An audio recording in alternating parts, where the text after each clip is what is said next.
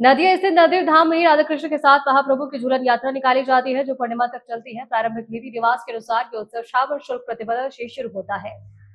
नवदीप नगर के विभिन्न मठों और मंदिरों को पहले से ही दीपों की मालाओं से सजाया जाता है। हालांकि पारंपरिक रीति रिवाज के अनुसार नवदीप धामेश्वर महाप्रभु मंदिर समाजबाड़ी आश्रम में ये झूलन उत्सव बहुत पहले से शुरू हो गया है। महाप्रभु मंदिर का झूलन उत्सव पूर्णिमा प्रतिपदा से पूर्णिमा तक चलता है। यहाँ बताया गया है कि धामेश्वर मंदिर में झूलन राधा कृष्ण की नहीं बल्कि महाप्रभु की होती है। हर शाम झूलन कीर्तन सहित विभिन्न कार्यक्रम आयोजित किए जाते हैं। भक्तों में प्रसाद भी वितरित किया जाता है। उन्होंने ये भी कहा कि झूलन के अंतिम 5 दिनों में महाप्रभु को 5 विशेष पोशाकें पहनाई जाती हैं। एकादशी के दिन उन्हें नटवरा वेश, द्वादशी के दिन उन्हें नटवा वेश, त्रयोदशी के दिन उन्हें राखाल वेश, चतुर्दशी के दिन उन्हें नागरी वेश और पूर्णिमा के दिन उन्हें राजवेश पहनाया जाता है। इसके साथ ही प्रतिदिन विभिन्न अनुष्ठान किए जाते हैं। इसके साथ ही नवदीप स्थित समाजवाड़ी आश्रम में 13 दिनों तक झूलन उत्सव मनाया जाता है।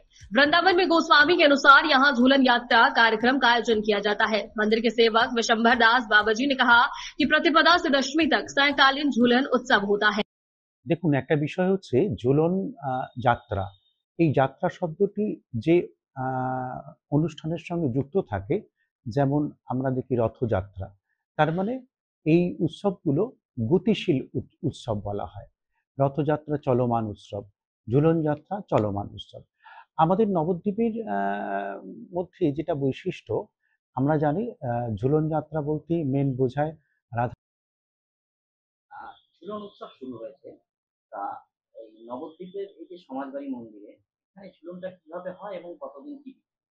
আমাদের এখানে ঝুলন আরম্ভ হয় দ্বিতীয়া তিথিতে।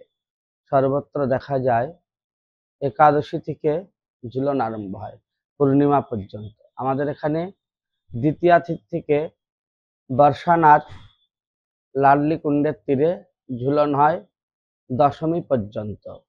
একাদশী থেকে শ্রীধাম বৃন্দাবনের নিকুঞ্জ মন্দিরস্থ ঝুলন এখানে হয়।